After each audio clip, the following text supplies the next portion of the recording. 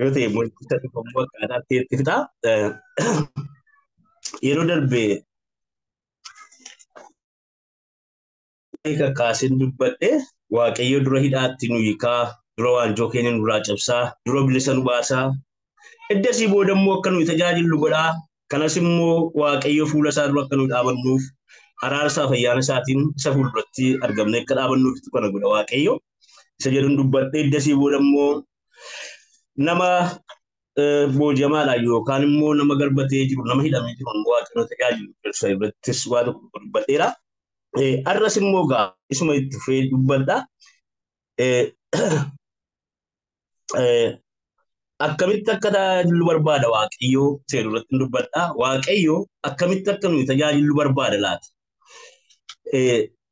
Isa jedhuun dubbadha. Kakuu moofaa keessatti Zakkaariyaas fa'aa sodaan tajaajilan. Sodaadhaanitu tajaajilu.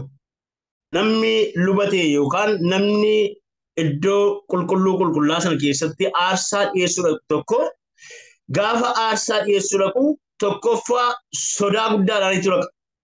Lammaffaa immoo namoonni amma namichi aarsaa dhiyeessuu dhaqe sun achi keessaati gadi ba'utti aarsaa namicha sana fudhatamee hin fudhatamne isaas hin beekamu. Lammaffaa immoo namoonni immoo yoo inni gadi ba'e malee amma inni gadi ba'utti maaltu ta'edhaniitu sodaa guddaadhaanitu namicha aarsaa dhiyeessuu dhaqe sana dhaabatanii eegu. Sababiin isaa namichi aarsaa dhiyeessuu dhaqe sun qulqullummaadhaan qalbii diddiirratee sodaadhaan Waaqayyo fuulduratti ixaana aarsuu yookaan aarsaa dhiyeessuu hin dandeenyaan Waaqayyo sarguta. Waaqayyo sarguteetu achumatti hafaa reeffa isaa finyoodhaan guutatanii achi keessaa baasu. Namichumti aarsaa dhiyeessuu dhaqu suni amma ofii isaatii gadi ba'utti aarsaa isaa sana Waaqayyo fudhateera hin fudhannee isaa hin beeku. Kakuu moofaa keessatti. Kanaaf Zakkaariyaas achi keessa gaafanni ture namoonni maal ta'an hinnaan maal ta'e laata? Yookaan immoo rukutame laata seetanii tunaan garuu gaafa achi ba'ummasii duudaa ta'etu gadi ba'e. Duudaa ta'etu gadi ba'e. Gaafa achi gadi ba'u immoo duudaa ta'e namni itti dubbatu dhaqe, namni itti haasa'u dhaqe gaafa gadi ba'u immoo duudaa ta'etu gadi ba'e. Sababii qaba gatii ta'eef jechuudha. Kanaafitu sodaa isaan sodaatan immoo sodaa qulqullaa miti. Sodaa qulqullaa miti. Sodaa isaan sodaatanii kan isaan sodaatan namni aarsaa dhiyeessuudhaaf kan inni sodaatu akka hin duuneefitu sodaadhaan naqa malee sodaa qulqullaa miti. Kanaafitu akka hin duuneefitu sodaadhaanii gaafa darbeen isaan ga'u aarsaa dhiyeessuudhaaf dhaqu turan namoonni. Kanaafi bara kakuu moofaa namni yeroo aarsaa dhiyeessu mudhii isaattitu waayu. Sababiin isaa yoo inni rukutame akkuma isin jedhee ittiin godhatanii achi keessaa baasu. Reeffi lafaa kufe sanatti hin hafu gatii ta'e jechuudha. Kanaafi Waaqayyo bara Waaqayyo aarsaan dhiyeessuu Waaqayyo simateera immoo hin simanne jedhanii kan beekan yookaan kan hubatanii yeroo sanatti gatii ta'eefitu namoonni aarsaa dhiyeessuuf gaafa dhaqan sodaa qullaa miti. Nan du'a laataa hojjaa dhaqu. Nan du'een ba'a immoo reeffa kooti ba'a immoo fayyaa kootachi keessaa ba'a laata jedhaniitu sodaachaa dhaqu. Sodaachaa dhaqu. Sababiin isaa aarsaan isaanii Waaqayyo akka fudhatee kan isaan beekan, kan isaan hubatan achi keessaa ba'anii booda Waaqayyo aarsaa koo fudhateera. Waaqayyo qulqullummaadhaan dhaqee aarsaa dhiyeesseeraafi jedhaniitu amanu jechuudha. Namnis immoo namichi irra dhaqee aarsaa dhiyeesse kuni qulqullummaadhaan dhaqee aarsaa dhiyeesse jedhaniitu simata fudhata jechuudha. Bara kakuu haaraa keessatti immoo ergaa Qorontoos lammaffaa boqonnaa 3 lakkoofsi 7 amma 11tti akkas jedha. Seerichi gabataa dhagaa fi seerichi gabatoota dhagaaf dallaan qirixamee yeroo keenyatti ulfina mul'atee booddee irraa darba. Yoo adeeme iyyuu caaffanni fuula Musee yeroo sanaa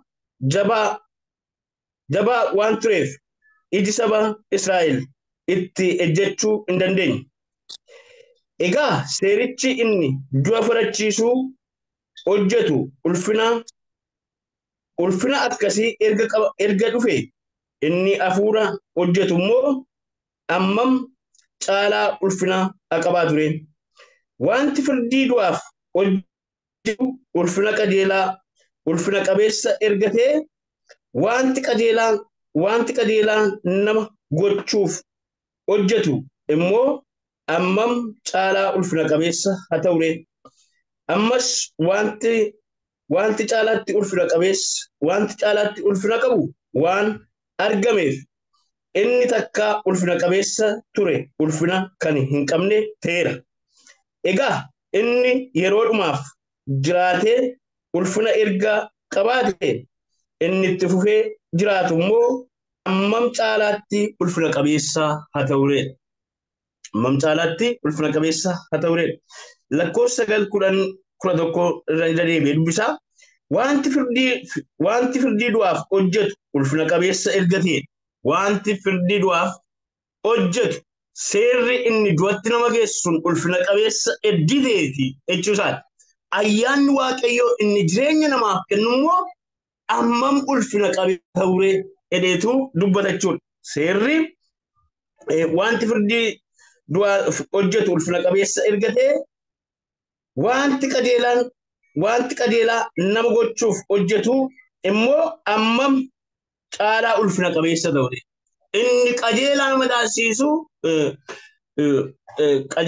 qulqullummaan keenya akka moofaa abaarsaa ta'eetu qajeelummaan keenya immoo karaa Kiristoos Yesuus akka ta'etu dubbata. Ayyaanni Waaqayyoon itti fufee nama jiraachisu. Ayyaanni Waaqayyoon qajeelaa nama godhu. Qajeelummaan inni karaa Kiristoos Yesuus argame immoo ammam ulfina qabeessa haa ta'ure. Ammam itti fufee ulfina qabeessa haa ta'ure jedheetu dubbataa jechuudha. Sagaleen Waaqayyoo lakkoofsa 11 irratti inni yeroodhaaf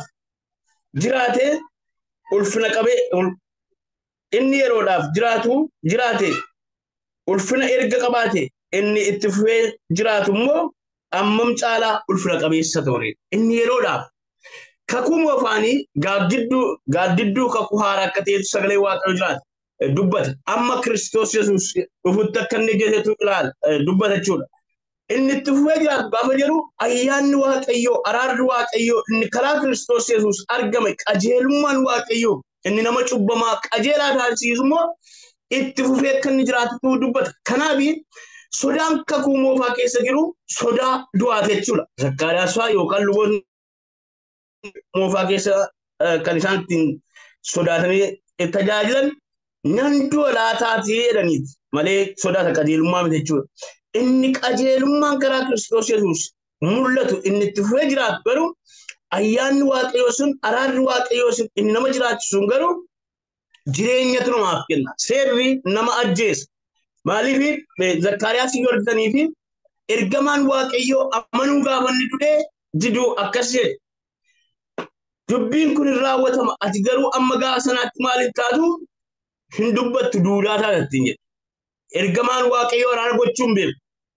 Ergamaan Waaqayyoo irra namaaf darbuun beeku. Ergamaan Waaqayyoo namaaf dhiisuun beeku. Kanaafitu maalittiin jedhe duudhaa taatattiin jedhe. Zakkaariyaas yeroo suma duudee gadi ba'e. Arrabni isaa hidhamee maal jedhee namni dubbachaa dhaqee gadi ba'e. Kakuu haaraa keessatti immoo Zakkaariyaas amantii dhabuu isaatiitu maal ta'e duudhaa ta'ee gadi ba'e. Kakuu haaraa keessatti immoo yoo ilaaltanii fi macaafa Wangeela Maarqos boqonnaa 4 lakkoofsa 40 yoo ilaaltanii fi Gooftaa Yesuus Kiristoos ergamoonni gaafa isaan amantii dhaban amantii dhabiisa isaaniif inifate malee isaan hin rukunne. Sababiin isaa kakuu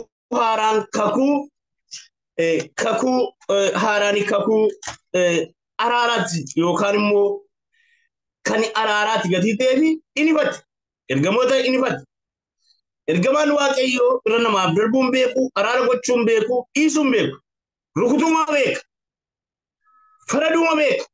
Zakkaariyaasiin ati duudhaan taate hin duude jechuudha Zakkaariyaas. Gaafa gadi ba'u maal akka inni ta'e hin barre. Kanaafiyyuu duudhaa mata jechuudha. Ituu du'a teessuma ajjeesa. Kanuma jechuudha hojiin ergamaa Waaqayyoo. Kakuu moofaa keessatti Waaqayyoon namoonni maaliif baay'ee sodaatu? Waaqayyoo harka baay'ee in ajjeesa, hin rukuta. Ergamaa isaa gaafa inni ergusi ergamaan Waaqayyoo kuma rukuta. Kanaafitu Museedhaani ergamaa koos duukaa ergannaan lakkeedhe. Yoo ati nu duukaan deemtu ta'e allafa kanaan sokossu. Sababiin isaa amma beeka gatii ta'eef Israa'eloonni maal akka ta'an hin beeka gatii ta'eef Museen yoo fuudhee keef karaatti ergamaan Waaqayyoo rukutee isaan fixa. Maqaan Waaqayyoon Gibxii keessaa nu baasee immoo in abaarama. Kanaafiyyuu yoo ati nu duukaa deemte malee, yoo ati nu duukaa baate malee anjara kana fuudhee hin deemu. Sababiin isaa irra namaaf darbuu hin beeku. Namaaf dhiisuu hin beeku. Gatii ta'eefitu namoonni sodaa isaan sodaatan inni guddaan maa inni yoo irra darbeef nan du'aa laata. Waaqayyoon rukutaa laata jedhaniitu sodaatu jechuudha. Kakuu haaraa tajaajilli kakuu moofaa gamaa inni sodaa qajeelummaan taaneen kan guutedha. Sodaa du'a sodaachuudhaan kan guutedha malee sodaama Waaqayyooni sagalee Waaqayyoo jalqabbii ogummaa Waaqayyoon sodaachuudha jedhu sodaatanii ittiin tajaajilan miti. Nan du'aa laata jedhanii tajaajilu jechuudha. Kakuu haaraan immoo bara araaraatti gatii ta'ee fi akkam yoo jennee fi sagaleen Waaqayyoo kakuu haaraan garuudha. Fannoo keessaa kan dhalatan Waaqayyoo kan itti quufe keessaa ergaa kakuu Waaqayyoo kan itti quufe keessaa yookaan immoo fannoo Kiristoos keessaatti kan dhalatanitu Kiristoosin tajaajila. Sagalee Waaqayyoo Qorontos ammas Qorontos lammaffaa boqonnaa 5:17 akkas jedha. Akkas jedha. Lakkoofsa 17 akkas jedha. Kanaafis namni kan Kiristoos yoo ta'e uumama haaraadha. Inni moofaan darbee kunoo inni haaraan dhufeeraadha. Namni Kiristoos isaa yoo inni uumama haaraadha. Uumama haaraadha jechuun immoo wanta kan Waaqayyoon garaa ciibse fannoo Kiristoos keessaa isa Kiristoos Yesuus iddoo qulqulluu qulqullaa sana ofiisaa qabateetu ol seene. Lafa luboonni dhiiga horii dhiiga fuudhanii ol seenan Kiristoos Yesuus gaafa ol seenu ofiisaa fudhateetu ol seene. Aarsaa Kiristoos Yesuus dhiyeesse immoo Waaqayyootti toleera. Orri achi keessaa dhalatan, orri achi keessaa argaman isaan immoo maali? Uumama haaraadha. Inni moofaan addaamummaan suni maal ta'eera? Darbeera jedheetu dubbata sagalee Waaqayyoo. Kan kana keessa Waaqayyoo itti quufe immoo kan kana keessa argamantu Waaqayyoon tajaajila. Gaafa tajaajilu gaa akkamittiin akka tajaajillus sagaleen Waaqayyoo hin dubbata. Kakuu haaraa keessattis kakuu moofaa keessattis Waaqayyoo kan inni barbaadu waan Waaqayyoo barbaadu jira. Innis immoo macaafa boqonnaa 39 lakkoofsi 30 akkas jedha. Kakuu haaraadhaafis kakuu moofaafis namoota kakuu haaraa keessa jiraniifis namoota kakuu moofaa keessa jiraatanii tajaajilaniifis lachan isaaniirraa wanti Waaqayyoo barbaadu addana keessatu jira. Lakkoofsa 30 akkas jedha.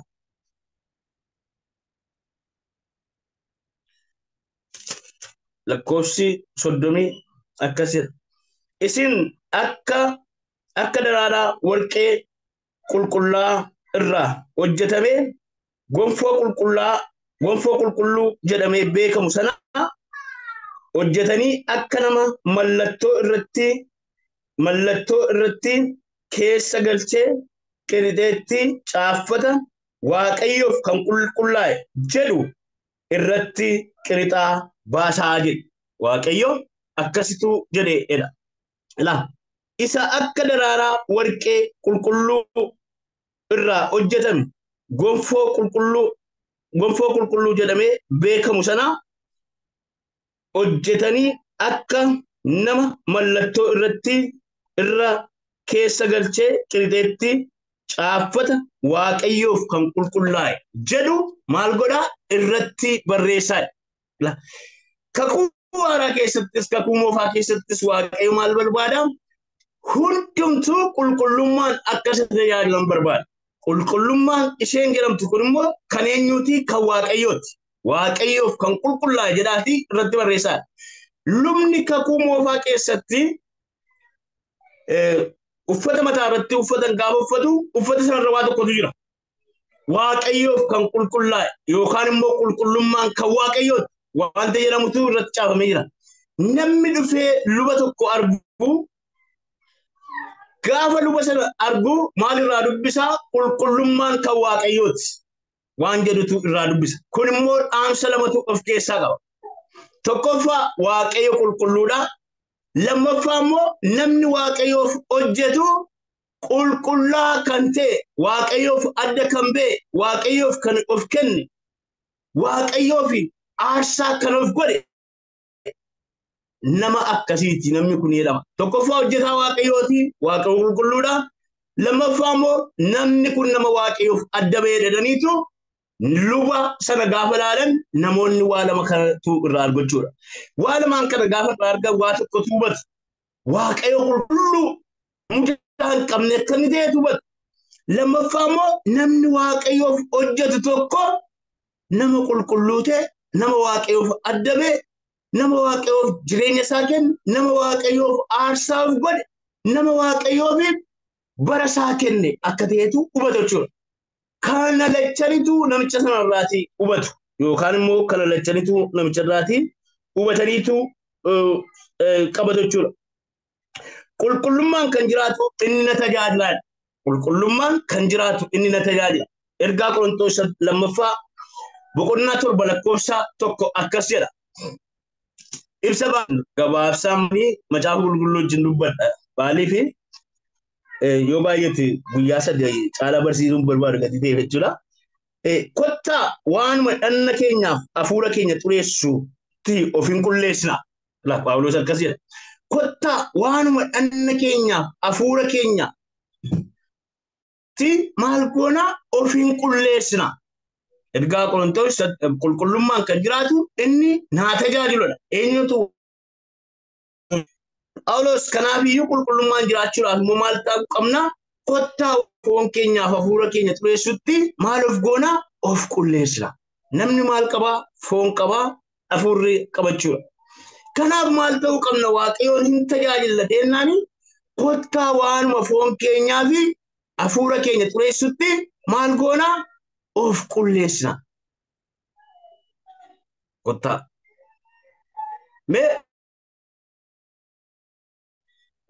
jireenya keessanii mee of ilaalaa hunda keenyatti tajaajilaa. Warri Kiristoos keessaa dhalanne addana keessa kan jirru namoonni Kiristoos dhalatanii karaa Kiristoos Yesuus qulqullaa'ota.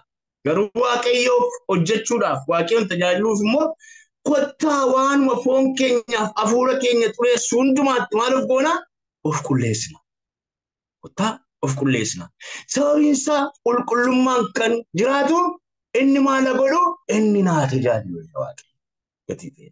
Waaqayyo qulqullummaa jiraanni tajaajiluu keenya barbaada gatii ta'e. Lammaffaan jala isaatti waaqayyoon sodaachuutti jiraachuudhaanis qulqullummaa fiixaan hin baafna. Waaqayyoon sodaachuutti jiraachuudhaanis maal goona? Qulqullummaa fiixaan hin baasna. Kottaa waanuma foon keenyaaf hafuura keenya xureessutti maal goona? Of hin qulleessina. Of hin qulleessina. Edheetu itti dabalee maal jedha? Waaqayyoon sodaachuu fiixaan baasuudhaafis immoo maal goona? Isa kana hin goona. Kottaa. Jireenyi koo maalitti fakkaata? Waaqayyoon sodaachuun jiraachuudhaanis qulqullummaa fiixaan hin baasna. Waaqayyoon sodaachuudhaan jiraachuudhaan qulqullummaa fiixaan hin baasna. Maaltu dhibe mana keenya keessaa? Tarii akkuma koo kanaa namni waa'ee qulqullummaa baay'ee lallaba. Baay'ee dubbata. Sagantaa kam keessa yoo dubbatame inaasaama. Garuu jiraachuudhaan fiixaan baasuun isaa immoo yoo fi isa mana barumsaa keessaatii ijoolleen itu qorumsi gaafa dhiyaatu dhibba keessaa fa zeeroo argatan taate inni nama. Kanaafitu waaqayyoon sodaachuu kanaafitu maal jedha? Waaqayyoon sodaachuutti jiraachuudhaanis qulqullummaa fiixaan hin baasna. Waaqayyoon sodaachuutti jiraachuudhaanis qulqullummaa fiixaan hin baasna. Kottaa waanuma foon keenyaaf hafuura keenya xureessutti maal goona? Of hin qulleessinaa. Kanaaf iyyuu maal gochuu qabna ree? Waaqayyoon sodaachuutti jiraachuudhaan qulqullummaa maal goona? Fiixaan hin baasna. Amma yeroo darbe faarsa tokko faarseen ture. Waaqayyo isin ilaalaa inni hundaa gararraa. Amma isin nan argartan biyya tokkoon ta'a. Warri ol biyya tokko keessa jirtanis ol hin agartan. Waaqayyo garuu eenyuun argaa? Hunduma keenyatu arga Waaqayyo. Waan hin dubbachaa oolu, waan hin hojjechaa oolu, waan hin gochaa oolu, waan hin yaadaa oolu hundumtuu isin duraatii dhokataadha malee Waaqayyo duraa dhokataa miti. Na duraatii kan keessan dhokataadha malee Waaqayyo duraatii dhokataa miti. Kanaafiyyuu kottaa waanuma foon keenyaaf hafuura keenya xureessutti of hin qulleessinaa. Waaqayyoon sodaachuudhaanis immoo qulqullummaa maal goonaa? Fiixaan hin baasna. Fiixaan hin baasna. Kakuu haaraa keessatti Phaawulos jechuudha. Gajjallaa isaatti akkasidha. Kanaafis foon keenyaaf hafuura keenyaa waan xureessutti adda habaanuu hundelaga. Kanaafi hafuura keenya xureessutti adda habaanu. Hafuura namaa maaltu xureessa? Foon namaa maaltu xureessa? Wanti nuyi dhageenyu, wanti nuyi ilaallu hafuura keenya xureessaa, yaada keenya xureessa. Wanta nuyi goonu immoo maal godhaa? Foon keenya xureessa. Yeroo tokko namichi tajaajilaan beekamaan tokko Chaayinaa keessatti jaarraasaa irraanfadhataa. Garuu keessan beekuu dandeessu. Watchman namni jedhamu magaalaa tokko keessaatti gara magaalaa biraa wangeela lallabuu deemu. Qofaasaa deemaa jira markaba keessa. Namoonni Oromooti kabiraan immoo jiru. Isaan ta'aniitu kaartaa taphatu. Kaartaas immoo biyya keenya ijoolleen taphatu jechuudha. Isa taphatu. Sadii ta'anii taphatu iyyuu lama ta'anii taphachuu barbaadanii kottuu nutti dabalamanii taphadhu ittiin jedhan. Qofaa ta'aa jiran. Macaafama dubbisaa nu wajjin taphadhuudhaan. Innaan cal jedhe ammas irra deebi'anii gaafatan innaan akkas jedhe. Harki koo kan koo miti an akkamitti isin wajjin taphachuu danda'a? Harki koo kan koo miti an isin wajjin taphachuu hin danda'u. Jechi inni jedhu bitaachatti gale. Innaan ammas inni tokkorra deebi'ee gaafate. Harki koo kun anni koo kun guutummaan isaa dhiiga Kiristoosiin bitameera. Ulfina Waaqayyoof uumameera. Harkan ittiin isin wajjin taphadhu hin qabu jechuu kootee. Amma qaba sana dhiisanii dubbii isaa duukaa bu'an. Walitti haasa'u inni wangeelatti haasa'u jalqabee magaalaa tokko gaaniitu gaafa bu'an inni tokko isaan keessaa Yesuus Kiristoosin fudhate. Wanti nuyi hojjennu anna keenya wanti nuyi goonu foon keenya kanatti xureessa. Namnedha sagalee Waaqayyoo wanta dhaga'uuf wanta arguunitu fudhataman. Wanti nuyi dhageenyu wanti nuyi ilaallu immoo hafuura keenya xureessa. Kanaafitu maal gochuu qabna ree? Waan foon keenyaaf hafuura keenya xureessutti maal gochuu qabna? Fagaachuutu qabna. Irraa fagaachuutu qabna. Jireenyi keenya inni Kiristoos nuuf kaa'e sana caalatti ta'e irraa fagaachuu qabna. Wanta dhanna keenya xureessu immoo hojjechuu hin qabnu. Sababiin isaa ergaa Qorontos kana boqonnaa 3 keessatti lakkoofsa 16 akkas jedha. Isin mana qulqullummaa hafuura Waaqayyoo isa jiraata akka taatan hin beektanii ree? Isin mana qulqullummaa hafuura Waaqayyoo isa jiraata akka taatan hin beektanii ree? Mana qulqullummaa Waaqayyoo iddii taatan immoo namni mana qulqullummaa Waaqayyoo balleessu immoo innis baduudhaaf jira. Kanaafi kiristaanummaan keenya jireenya keenya isa dhugaa Yesuusiif kennuudhaaf Yesuus immoo jireenya keenya keessa jiraachuu kiristaanummaan keenya dhugaa. Namoonni baay'een irraa tajaajila gaafa jiran lallabaa beekamaa nama kuma meeqatti lallabu dinqii waan adda addaatti mul'atu godhaniitu lafa kaa'u. Tajaajilli jireenya. Waaqayyoo waaqessuun jireenya. Waaqayyoof hojjechuun jireenya. Jireenyi keenya waan hundumaarra caala. Jireenya keenya wangeela lallabuu dandeenya. Akka Watchman ni ammas ni jedhee jireenya keenya Kiristoosin mul'isuu dandeenya.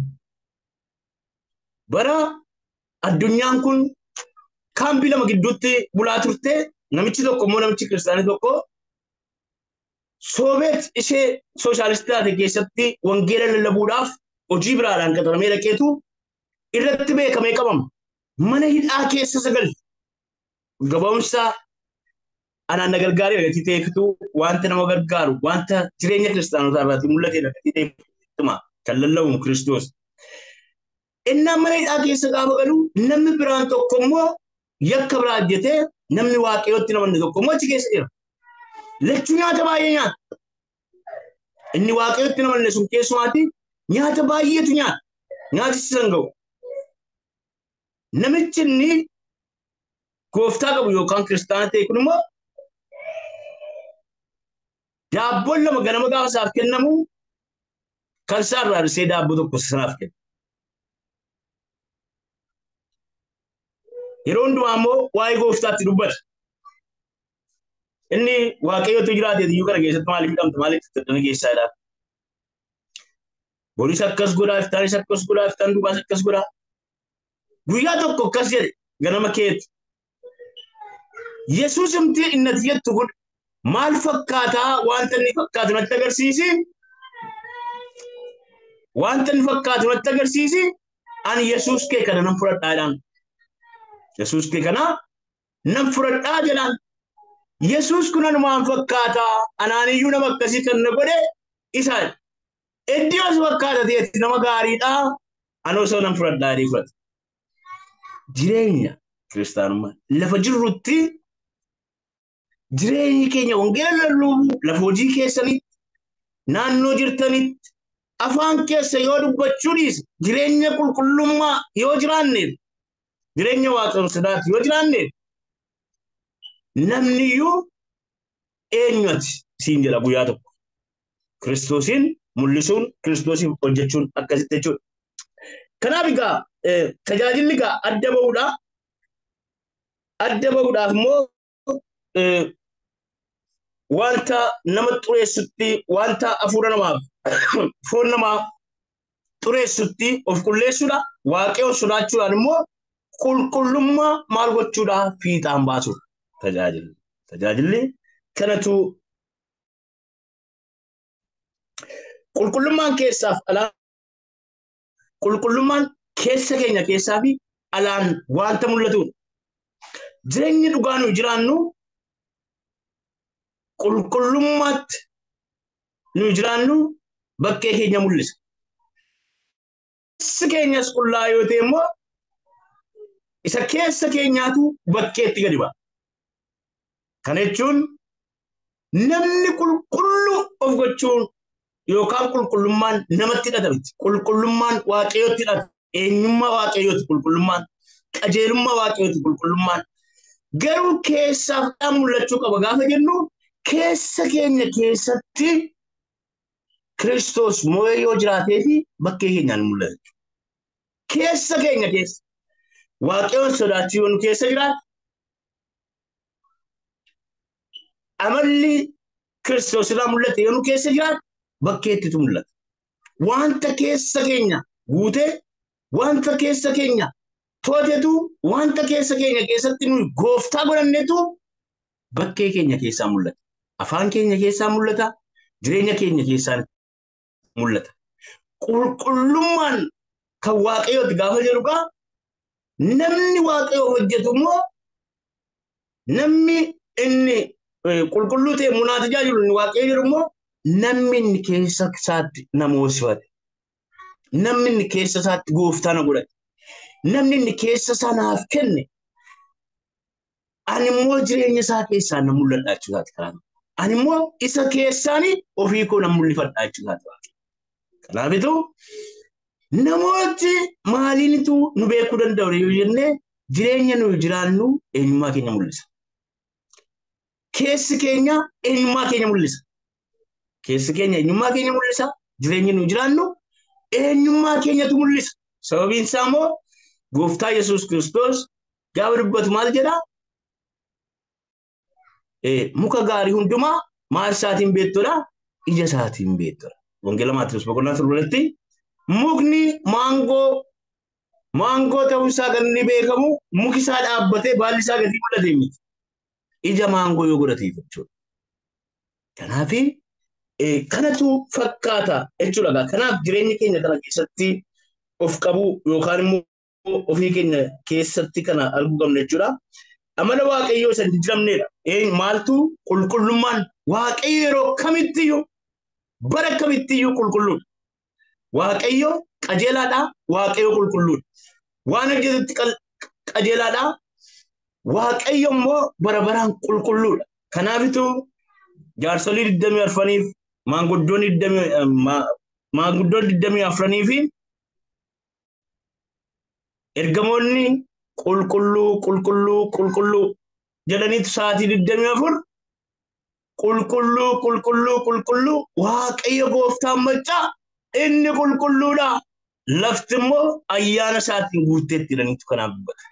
Kanaafitu sagaduuf Waaqayyoonni qulqulluudha. Waaqayyoonni qulqulluu ta'e kuni jireenya keenya keessatti olaantummaa argachuu qaba jechuudha. Kanaaf Phexros yeroo baay'ee nan dubbadha kun har'a lallabuu kuusa kana keessa jiru garuu dubbachuudhaaf qulqullummaan inni jedhu kun jireenya keenya keessatti olaantummaa argachuu jechuun Kiristoos nu keessatti bakka argate jechuudha. Kiristoos nu keessatti bakka argate jechuudha. Kiristoos nu keessatti bakka argate jechuun immoo Waaqayyo ofiisaa bakkeetti of mul'ise jechuudha. Waaqayyo bakkeetti of mul'ise jechuun immoo ati nama Waaqayyoo ta'uun kee, ati kan Waaqayyoo ta'uun kee, ati nama kamiyyuu nama hin saganne, nama waaqessine ta'uun kee hin beekame jechuudha. Kanaaf Daani'eliin fa'aa keessa isaanii to'atee jira gatii ta'ee fi jireenya isaanii dhuunfatee gatii jiraatee fi gaafa mootichi dhaqee fakkeenya dhaabe gara sanatti sagadamu gaafa jedhamu hin ta'u. Tasumaa kuni hin ta'u. Kanaafitu hin ta'u. Sababiin isaa na keessatti wanta moo'e bakkeetti immoo wanta mul'atu jira jechuudha karaa tokko jechuudha. Kanaaf keessa keenya keessatti Kiristoos olaantummaa qabaachuu qaba buloota. Jireenya keenya dhuunfachuu qaba. Kanaafitu Phexros gaafa dubbatu yeroo baay'ee wanta tokko har'aa miti kun garuu nan dubbadha. Jireenya keessan keessatti Kiristoos Yesuusii fi iddoo olaanaa yookaan immoo iddoo isa addabee yookaan immoo isa caalu kennaafidha. Kottaa amma yoo keessa keessan ilaaltanii fi dhuguma Kiristoos iddoo caalu qabatee jira. Dhuguma obboloota garaa keenya keessa amma gooftaa yoo ilaalee fi dhuguma amma Kiristoos iddoo isa caalaa keessatti qabatee jira. Waan Kiristoos isa caalsu jaalladhu hin qabu. Wanti bakka mul'ata godhadhee maal godhadhee immoo jireenya koo keessatti iddoo guddaa kenneefii jiru immoo hin jiru. Har'a waa tokko nu sitti himaa. Kiristoos jireenya keenya keessatti iddoo caalaa qabatu. Obboloota inni nuuf du'e, inni nuuf waraaname, inni dhiiga isaa sassata tokko malee cinaacha isaatti gaafa bodeetti kaaniin sassata tokko malee itti qabee dhiigi akka bishaanii keessaa dhangalee sagalee Waaqayyoo. Sanaanitu bitamne gadi ta'e inni kan nu keessatti iddoo hin qabaanne eenyutu qabaachuu qaba. Inni kan jireenya keenya hin dhuunfanne eenyutu dhuunfachuu qaba. Ituu inni nu dhuunfanne maalti dhuunfachuu qaba. Yeroo hundumaa an jireenya koo keessatti waa tokko hin yaadu. Yeroo hundumaa waan yaadu tokko Waaqayyoon kun eessaa na fide naan jedha. Sababiin isaa manii maatiin koo nama akkamii akka ta'an yeroo tokko Caaltu yeroo baay'ee maatiin koo maatii hiyyeessaati gadi yeroo baay'een dubbadha. Guyyaa tokko caaltu yeroo hundumaa akkasitti hin dubbatinaa jettee fure. Maaliif hin dubbadhu malee waan dubbadhuuf qaba waan na dubbachiisuuf qaba.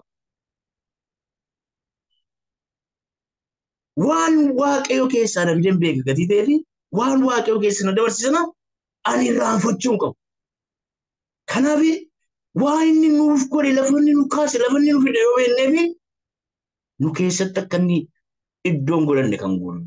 Garuu akkuma sagalee waaqayyo maal jedha booyyeen eetu diddiguma ishee sana nyaatte lafa kaane lafa waaqayyo nu baase lafa inni nu fide wanta inni keessa nu dabarse amma misila mitikkee nan beekan ani yoomma mitikkee baaddiin arge waaqayyo waan keessaa isaan baase nan beeka isaanii nu beeku nani waan inni keessaa na baase obboloota yoo sana yaadne immoo manni keenya Kiristoosidha. Jireenyi keenya Kiristoosidha. Lafarra keenya miti. Har'a baay'een keenya immoo babbareedni moo argina. Wayyaa gaggaarii uffannee mana gaggaarii fa'aa keessatti. Kaleessa achi lafa inni fide moo inni kan koo zeeroodha. Hawaa tokko isheetti waan isaan kooti. Kanaaf keessa keenya keessatti Kiristoos kan inni iddoo qabatee olaanii jiraachuu qabu yoo lafa inni nu fide yaada. Kanaafitu daawwatu akkasii anaaf manna abbaa kumaa inni anaaf manna abbaa kumaa inni nama kanaaf malle turreem nu obboloota ko anaaf manna abbaa kumaa kanaaf eessa akka kaane beekuun gaarii jechuudha. Eenyummaa adda ba'e qabaachuu qabna jedha. Fakkeenyaaf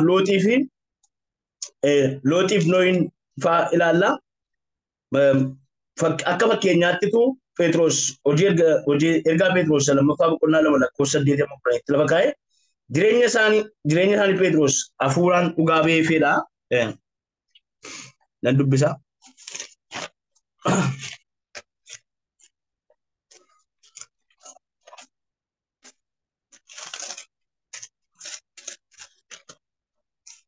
Ergaa Petros lammaffaa boqonnaa 2:8 amma 10 akkasidha.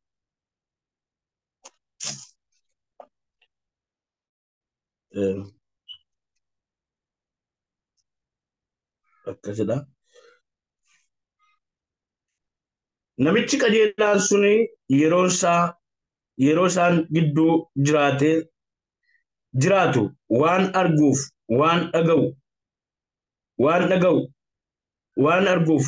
dhaga'u lubbuunsaa isheen qajeeltuun sababii hojii isaanii isa seeraan ol hin galleef guyyaa guyyaatti isaan keessatti inni dhiphata ture. Egaa gooftichi namoota waaqayyoof bulan qorama keessa baasuu warra jalloota immoo amma guyyaa firdiitti adabuuf kaa'u hin beeka. Caalaadhumatti immoo warra kajeellaa foonii isaa nama xureessu duukaa bu'u warra gooftummaa waaqayyoo isaanirraa qabu tuffatu adabuuf hin ka'a. Isaan warra addaggee warra of gammachiisanis warra akka ergamoota waaqayyoo keessatti ulfina qaban in arrabsu malee hin safeeffatanii jedha. Jireenya looxii fi nooyitu dhugaa baaf jireenya akkamii akka isaan jiraatan seera uumamaa keessaatii dubbisuu dandeessu. Nooyi bara jiraate keessatti akka gowwaatti ilaalamatu. Yeroo inni markaba tolchuu itti qoosu turan. Looxis immoo halkan gaafasiisanaa gaafa inni Sodomiif Gomoraa keessa gaafa jiraatu hojiin warra Sodomiif Gomoraa baay'ee isaa dhiphisa ture. Isarra darbee iyyuu immoo ergamoota waaqayyoo gaafa inni simatu gaafa isaan irratti wanta hin taane hojjechuuf jedhan ijoollee isaa dabarsee kennuudhaaf lubbuun isaanii dhiphachaa jiraata. Maaliif? Waaqayyo isa isaan waame beeku. Maaliif? Waaqayyoon isa waaqessan beeku. Waaqayyoon isa jiraataniifitu beeku. Kanaafitu dhiphachaa achi keessatti garuu eenyuun mul'isaa turanii? Waaqayyoon mul'isaa turan. Waaqayyo immoo yeroo isaa eeggatee guyyaa tokko maal godhee dhufeetu ofiisaa of mul'ise. Kanaafitu akkanattitu waaqayyoon sodaachaa waaqayyooni dhiphachaa jiraachaa turan. Nu sarara jiraachuu hin dandeenye. Numatu of daangessinee waaqayyoof nan jiraadha yoo jenne jiraachuu hin dandeenye. Yoo hin jiraadhu innis immoo jiraachuu dhiisuu hin dandeenye. Kiristoosin mul'isannee Kiristoosin mul'isnee jiraachuu hin dandeenye. Lakkii hin mul'isu jireenyuma akkanatti tolutti hin jiraadha jechuus hin dandeenye. Garuu xumilachuuyyuu immoo gatii qaba. Akkasumas immoo ergaa Ibrootaa boqonnaa 2 lakkoofsa 10-13 akkas jedha. Ergaa Ibrootaa boqonnaa 2 lakkoofsa 10-13 akkas jedha.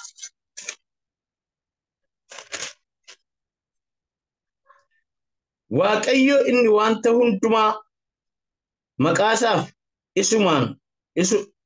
isaanis jiraatu ilmaan baay'ee gara ulfinaatti geessuudhaaf akeekkatee kanaafis isa fayyina isaaniitiif sababii ta'eef sana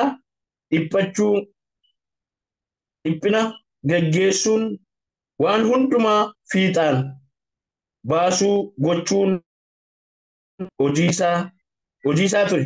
Egaa inni qulqulluu warra qulqulleessis hundumaa kanumaan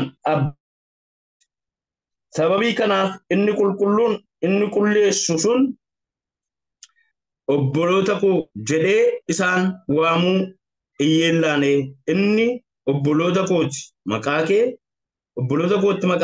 nan beeksisaa waldaa keessattis sin faarfadhaa jedheenidha. Kun waa'ee gooftaa Yesuus Kiristoositu dubbata. Gooftaa Yesuus Kiristoos dhiphinaanitu hojii waaqayyoo itti waame yookaan immoo hojii waaqayyoo itti kenne sana maal godhe fiixaanitu baase. Kiristoos ituu hin dhiphatin miti kan inni hojii waaqayyoo fiixaan baase. Gara kamitti guddachaa ture gooftaa Yesuus Kiristoos? Gara fannoo baachuutti, gara fannifamuutti, gara hadhooftuu dhuguutti, gara dabarsee of kennuutti, gara aarsaa ta'uttitu guddachaa ture gooftaa Yesuus Kiristoos. Kanaafitu inni sana keessa darbeetu nu qulleesse. Sana keessa darbeetu maal godhe obboloota koo jedheen waan. Kanaaf har'a Kiristoosin mul'isuudhaaf Kiristoosin ol qabuudhaaf jiraachuun hin danda'amu. Maal goone waan hafuura keenyaaf foon keenya xureessuutti maal gochuudhaan qullaa'uudhaan yookaan of qulleessuudhaan. Waaqayyoon sodaachuudhaan immoo qulqullummaa maal gochuudhaan fiixaan baasuudhaan hafuura keenya foon keenya waan xureessutti jechuudha. Kanaaf egaa gara hojii isaa waaqayyo hojjetee yommuu gallu hin qulloofne. Sagaleen waaqayyo maal jedha? Kottaadha. Ibroota boqonnaa 6 immoo kottaa gara teessoo waaqayyoo isa ayyaanaaf araaraan guutee jirutti ija jabinaan hin dhiyaannaan. Gaafa lafa hojii waaqayyo hojjetee fiixaan baasetti dhannee dhiyaannu, gaafa fannoo isaa jalatti lafa dhoofnu, gaafa waaqayyoon barbaaddannu maal goonaa hin qulloofnu. Gaafa yaadni keenya qalbiin keenya sagalee isaa duukaa bu'u hin qulloofnu. Sababiin isaa gooftaa Yesuus Kiristoosiin Yohaannis boqonnaa 17tti dubbiin isin dhageessan kuniyyuu isin qulleessere. Gaafa sagalee isaa dhageenyu hin qulloofnu. Gaafa fuula isaa barbaaddannu hin qulloofnu. Gaafa teessoo waaqayyo isa ayyaanaaf araaraan guutee jiru jalatti dhiyaannu hin qulloofna. Sababiin isaa kan nama qulleessu isa gatii ta'eef. Kanaafituu maal gochuu qabna?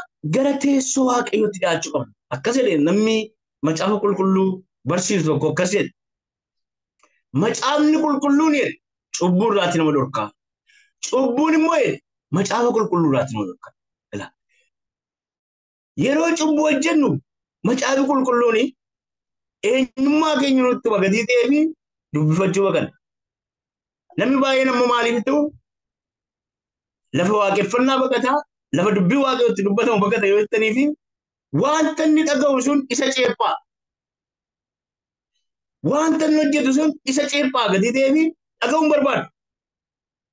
Kanaafuu macaafni qulqulluun cubburraa nama deebisaa, cubbuun immoo macaafa qulqulluurraatti nama dhiibu. Lachuu gara ofii isaaniitti nama dhiibu jechuudha. Kanaaf gara lafa hojii waaqayyo hojjeteetti gaafa dhiyaannu maal taana hin qulloof ayyaana waaqayyoo teessoo waaqayyoo ayyaanaaf araaraan guutee jirutti gaafa sin hojii isa Kiristoos hojjetee fiixaan baase fannoo isaa jalatti gaafa sinnu hin qulloof waaqayyoo isin jaboota nan jennu isin dadhaboota na ba'aan keessan kan hin tulfaat fidadhaa gara kottaa ani immoo isin irraan fuudhaan hateen dhufee durduri yeroonni reefuma Sudaanii seenu gara 95 keessa waldaan nama xiqqootu jira. Namni hatee dhufee fi waan akkasiin hatee dhufee naa filadhaa. Yoo ejjee dhufee yoo sobee dhufee sobaan olee dhufee bara kana keessa namammaa itu nama ajjeeseen dhufee bara galeedha obboloota jecha. Kanaaf maa inni gara teessoo waaqayyootti fiigu. Obboloota koo arras waaqayyo carraa nuuf kenneetu inni gara kootti fiigu inni na barbaadatu inni ayyaana koo barbaadu araara koo barbaadu inaaraa hin qullaa hin jiraataa deetu maal gochaa jira nutti dubbachaa jira waaqayyo. Kanaafitu waanuma foon keenyaaf hafuura keenya xureessutti kotta maal goona of hin qulleessina.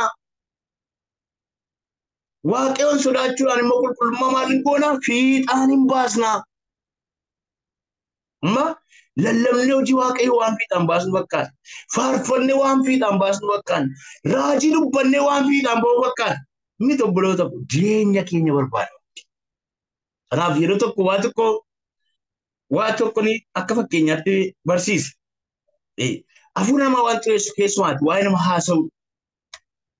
Waa'ee nama yeroo haasa'anii waa sadiin fakkeenya godhee lafa kaa'e. Haaduu yookaan immoo makattafaa fooniin lafa kaa'e. Namni gaafa nama hamatu waa sadii haaduudha makattafa foon. Yeroo maal taanu inni hamatu maali haaduudha. Inni hamatu haaduudha. Inni waa'ee namaa haasa'u, inni waa'ee namaa dubbatu, inni namaa hamachaa oolu. Inni hamatu immoo maal ta'a muka yookaan immoo makattafaa isa waan irratti boqotanii taa'aa jira. Inni ammas deebi'ee inni hamatu sun maal ta'a inni hamatamu immoo foon ta'a. Inni hamatamu foonitu ta'a. Makattafaa haaduu foon. Inni hamatu haaduu ta'a. Inni itti hamatamu makattafaa ta'a. Inni hamatamu immoo foonitu ta'a.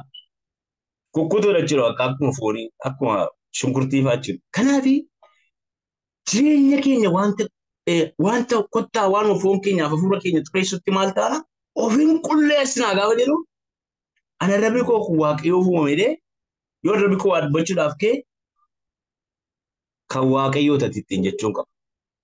Ati kan waaqayyooti. Ati wanta qulqulluu dubbachuudhaaf uumamte.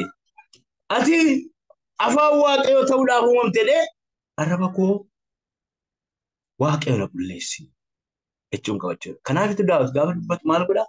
Arraba koo kanaaf eedduu kaayii jedha. Arraba koo kanaaf eedduu kaayii jedha. Macaafa Faarsaa boqonnaa 35 irratti immoo akkas jedha. Ati akka fardaaf gaangee orra luugamaan deemanii hin ta'in malee waaqayyo karaa irra deemtu si agarsiisa. Wanta ati gootus immoo maal godhaa? Si barsiisa. Yoo man dabarsinee olaanne malee waaqayyo obboloota koo dabarseenu. Waaqayyo dabarseenu. Kanaaf jireenyi keenya maal ta'uu qaba? Jireenya keenya keessatti Kiristoos mul'achuu qaba. Ana keessaan amma jiraadhutti Kiristoos mul'achuu qaba. Isin keessaan amma jiraattanitti Kiristoos mul'achuu qaba. Siifan jiraadhaa. Ani kan keeti kana booda. Amma yeroo tokko namni gaafa dubbatu akkas jedhadha. Yooti carraan haaraatti kana booda yooti na jiraachiste kana booda sirraa kana fee waa tokkoyyuu hin tajaajilu. Sirraa kana fee ani waayyuu waaqessu. Ani jedhee beekaa tarii jettanii beektuu hin beektanii keessan hin beeku. waaqayyo immoo yeroo nuyi kan jennu huma dhagaa akkuma jennutu immoo nuuf godha jechuudha. Kanaafiyyuu lubni tokko yommuu dubbatu akkas jedha. Namichi lubni tokko immoo akkas jedha. Nama biyya Itoophiyaatiin Ameerikaa jiraata. Waaqayyo guyyaa tokko namatti adda bahinaan. Yeroo sana Keeniyaa keessa jiraata. Baqataa ta'e. Namatti adda naa bahinaan jedhe. Maal akkamittiin nama malee jiraata waaqayyo jedheenaan. Namoota wajjiniin ooltu. Namoota wajjiniin ooltu kuni yaada koo keessaa akka dingalleessi godhanii itti adda naaf bahinaan jedhe. Dhugaattuun ba'uun dhaggeeffadhe. Kanaaf waaqayyoof hin hojjedhe yoo ta'eef maalitti adda ba'uudhaati of ilaalaa. Waanuma foon keessaniif hafuura keessan xureessu hundumaatti of qulleessaa. Jedheetu waaqayyoon sodaachuudhaan immoo qulqullummaa maal godhaa? Fiixaan baasaa. Qulqullummaa fiixaan baasaa. Kanaaf maal ta'uu isa jennutu ilaalaa deemuu gaariidha jechuudha. Tajaajilli baay'ee barbaachisaadha. Gooftaan kan inni nurra barbaadu tajaajila qajeelummaati. Tajaajiluu jechuun namoota gammachiisuuf yookaan dhiisuuf miti. Tajaajilli baay'ee barbaachisaadha. Sa'aatiin sokkee yoo ta'e hin beeku. Anis baay'ee dubbadhu kana booda. Tajaajilli baay'ee barbaachisaadha. Garuu immoo tajaajila yeroo tajaajillu namoota gammachiisuudhaaf tajaajila immoo waaqayyoo gammachiisu. Waaqayyootti toluuf immoo namootatti toluuf ilaaluutu qabna jechuudha. Ilaaluutu qabna. Sababiin isaa yaada waaqayyoof akeeka waaqayyoo maaliif akka nu waame beekuu qabna jechuudha. Kanaafittu Phaawulos Galaatiyaa boqonnaa 1:10 irratti akkas jedha. Anamma waaqayyoon tola jechuuf immoo namoota gammachiisuuf immoo maaliif hin dubbadha maaliif hin lallaba jedheetu dubbata jechuudha. Ani tun namoota nan gammachiisa ta'e immoo hojjetaa Kiristoos hin ta'uun ture. Obboloota koo nuyi warri kana keessa jirru gaafuma tajaajillu eenyuunitu gammachiisuuf tajaajilu. Eenyuunitu tola jechuuf tajaajilu. Kanas beekuun baay'ee barbaachisaa jechuudha. Kanas beekuun barbaachisaadha. Kun waaqayyo fuulduratti baay'ee barbaadamaadha jechuudha. Waaqayyo yeroo hundumaa wanta inni jedhu akka nuyi jennu barbaada. Wanta inni godhaa akka nuyi goonutu barbaada waaqayyo. Yaada isaaf akeeka isaa jechuudha. Fakkeenyaaf yoo nuyi yaada isaaf akeeka isaan goonu ta'e shaakala mataa keenyaa yaada mataa keenyaan tajaajila yoo ta'e kan akka waaqayyoo gara jabeessi hin jiru. Tajaajiltoota irratti warra waamicha isaa qaban irratti warra na tajaajilaa jedhu irratti waaqayyo baay'ee gara jabeessa. Waa tokko nu isinitti waa. Baay'eetu gara jabeessa waaqayyo. Baay'ee gara jabeessa ta'uu waaqayyo maalirraa argina?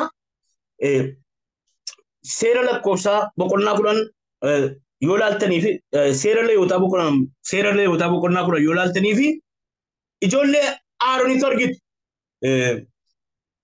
Kan akka hin godhu beeku yoo ta'eef xiqqoo yookaan nan dubbisa.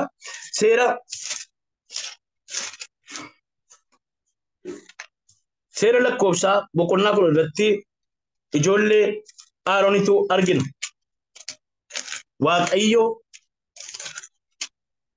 Waaqayyo akka inni gara jabeessa ta'e tajaajiltoota irratti waaqayyo gara jabeessa.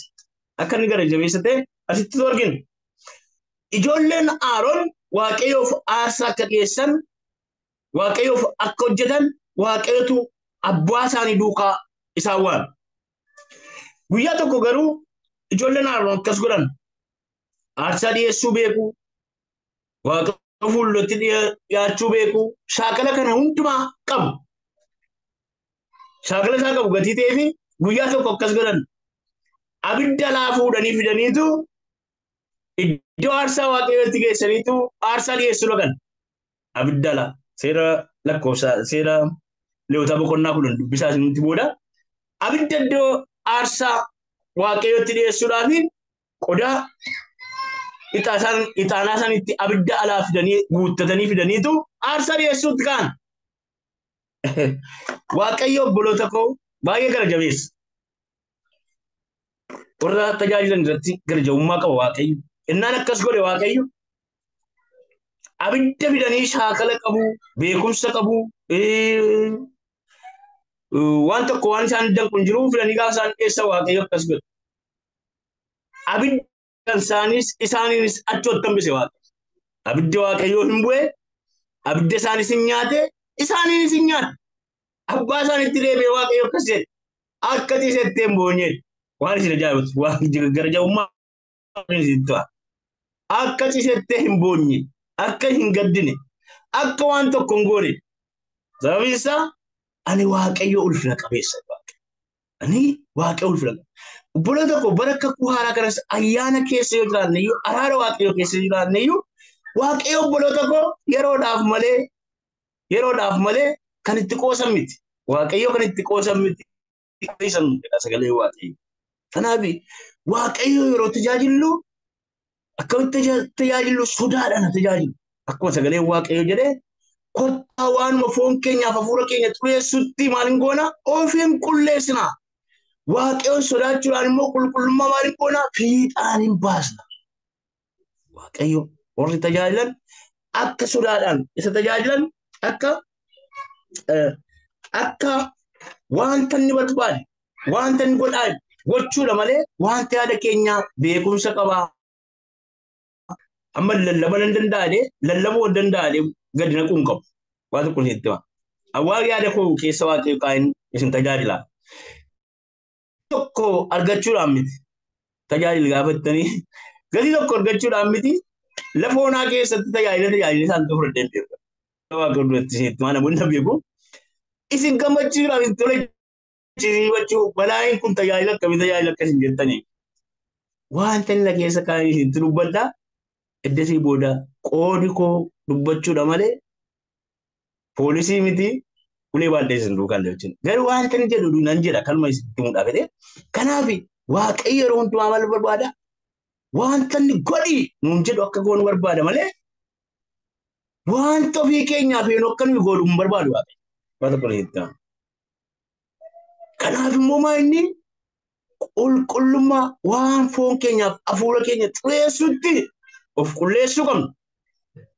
Itoo ofii keenyaan qullaa'e, ituu yaada garaa keenyaan geeddarate, ituu qalbii keenyaan jijjiiratin lallabuun keenya gatii hin qabu, faarfachuun keenya gatii hin qabu, raajuun keenya gatii hin qabu, namoota gargaaruu danda'a.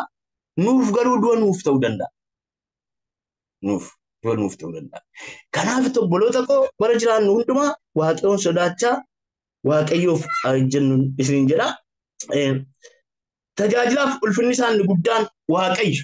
Ulfinni keenya inni guddaan gonfoon keenya inni guddaan Waaqayyoon ta'uu qaba malee akka bara kanaa wanta adda addaa ta'uu hin qabu yookaan wanta adda addaarraa yaadni namaa buufachuu hin qabu. Karaa ittiin galii argatan, karaa ittiin beekaman, karaa ittiin maqaan ofii beekamu ta'uu hin qabu. Maal goona beekamne dhiisne guyyaa tokko gooftaanuma dhufa. Maal goona amma qabeenya baay'ee solitti qabanne dhiisne guyyaa tokko dhiisne deemuuf jirra. Kanaaf baran jiraadhu akkamittiin Waaqayyoof jiraadhu. Naannoo kootti Waaqayyoof jiraadhee namni naannoo kootii Kiristoosin narraa argeera. Tajaajilli jireenya gatii ta'e. Jireenyi keenya kun wangeela lallaba. Gatii ta'e bakkuma namoota sila isinitti hime kuni teera innee ilaalutu qabna jechuudha. Barri keenya kun gaa bara hamaadha baay'ee namootiyyuu dubbii akkasiyyuu badaan barbaadanii. Kanaaf Efesoon boqonnaa 1:10 bara isaatti maal gochuun akka isaaf ta'u beekuu qabna. Tajaajilaan tajaajila kan jechisiisu yaada Waaqayyoo yookaan laphee Waaqayyoo argachuudha. Tajaajilaan Waaqayyo bara keenya keessa maal gochaa jira jedhee of gaafachuu qaba. Waaqayyo maal godha? Laphee Waaqayyoo argachuu. Efesoon boqonnaa 1:10 booda namni itti dhaggeeffatu yookaan hundi kana keessa jirta dubbadhaa akka itti dubbadhaa gara xumuraatti geessaa jira. Bara keenya keessa Waaqayyo laphee isaa argachuu, laphee Waaqayyoo argachuu jechuun amma as keessa dhufee malee yeroo tokko obboleessi tokkotu jira. Taarikuu jedhama wangeelaawiidha. Anatu gooftaa fudhachiise. obboleetti tokko dhukkubaayyuu bira gaafa dandu kadhachuu himan faarsa tokkotu faarsin obboleetti suni faarsicha faarsin malee waan godhe tokkos hin qabu hin faarsine kaatee buna nuu danfistee bakka gammaddee itti fooyyee uma fayyite. Faarsa sana lama ta'anii faarsinee isheenis kaatee buna wajjin faarsaan suni itti beeka hidha beeka faarsaa dhabu itti beekta hidhaa jiru itti beekta gargaaru anna bakka kuutti waan ta'u akkani kana ta'e diinni kwaa dhaga'u faarsaa kana faarsin dhugaa jirtu irra harka sirra keenya kan dandeessi waa tokkos hin jenne kaatee buna taatee nuti faarsu jalqabdi achi galateeffannee matu buna keenya dhundee gara mana keenyaatti laphee waaqayyo argachuu yaada waaqayyo argachuu jechuun wanta waaqayyoon keessa fide sana gochuu dubbachuu bakka abbaan hojii waaqayyo lallabii nu lallabnu noo fayyisa eessa namaa hafuura namaa foon namaa jireenya namaa lafa dhibee namaa kan beeku waaqayyo jechuudha kanaafitu maal dubbadhu amma lallaba nama gammachiisu lallabuu hin danda'amu barsiisa nama gammachiisu barsiisuu hin danda'amu namni keessa waa tajaajilaa ture uma danda'a garuu gatii hin qabu. Yaa waaqayyoo zuumii kana keessa namoota jiraniitti maal dubbadhu garaa isaanii kan beekusi yaada isaanii kan beekusi qalbii isaanii kan beekusi waan isaan barbaadan kan beekusi waan isaaniif ta'u situ beeka gaafattanii sagalee waaqa tuqaa macaafa qulqulluu keessaa tiksiin dubbista waaqayyo ni jira. Tiksiin sun nama kana keessa jiru keessaati hiika namaaf ta'a jechuudha. Kanatu fakkaata gatii ta'e tajaajilaan laphee waaqayyo dhaggeeffachuu qaba. Yaada waaqayyo dhaggeeffachuu qaba. Maal godhee dhaggeeffachuu qaba. Maal dubbadhee dhaggeeffachuu qaba. Yoo kana gooneef waaqayyo hin ulfaatu. Waaqayyo ulfaatu jechuuf immoo ulfinni tajaajilaa sanaa waaqayyo jechuudha.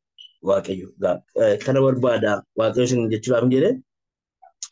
Kanaaf tajaajilaan waaqayyo tajaajilaan waaqayyo bara keenya keessaa maal gochaa jira jedhee of gaafachuu qaba. Waaqayyomtiyyuu immoo maal gochaa jira waan waaqayyo hojjetu banayyuu ilaaluu qaba. Namni iyyuu gara inni itti deebi'u namni iyyuu gara kamitti immoo deemaa jira jedhee beekuu qaba.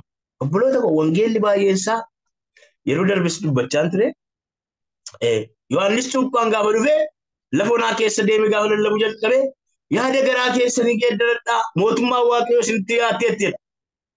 Takka ture immoo mukii jangoranne hundumtinuu qottoon irra kaa'ameera muruudhaafidha. Gooftaa Yesuus Kiristoosis gaafa dhufee mootummaa waaqayyoo dhiyaateera lallabuu jalqabe. Ergamoota yoo fudhattaniif hojii macaafa hojii ergamootaa yoo qorattanii ilaaltaniif yaada garaa keessanii Phexrosiin gaafa maal goonu gaarinnaan yaada garaa keessanii geeddaradhaa waaqayyo cubbuu keessan kana isin irraatii haqaatiin yookaan isin ibsaatiin yaada garaa keessanii geeddaradhaa. Obboloota namoonni gooftaan qabne yaada garaa geeddaratanii gooftaa fudhatu. Nu warra akka keenyaa kanatti immoo yaada garaa keessanii geeddaradhaa jedhee namoonni itti lallabuu nu barbaachisa. Sababiin isaa jireenyi keenya biyya lafaa keessa jira waan ta'eef baay'ee xaxamaadha.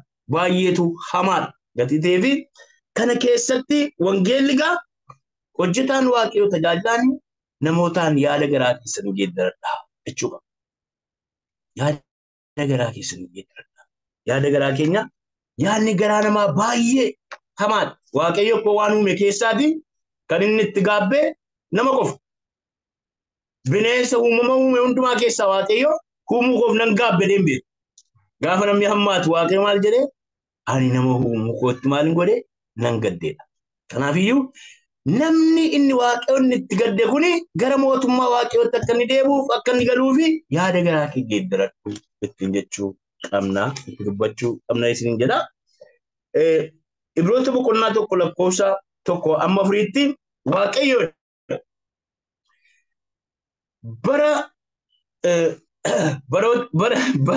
waaqayyoodha. Karaa adda addaa abboota keenyatti dubbateera. Raajotaan, ergamootaan, abjuudhaan karaa adda addaa abboota keenyatti dubbateera. bara sadhumaa kanatti immoo Waaqayyo karaa ilma isaa Yesuus Kiristoos maal godheedha? Hunduma keenyatti dubbateedha. Maqaa Waaqayyo kana eebbifame. Hunduma keenyatti maal godhe? Hin dubbate Waaqayyo.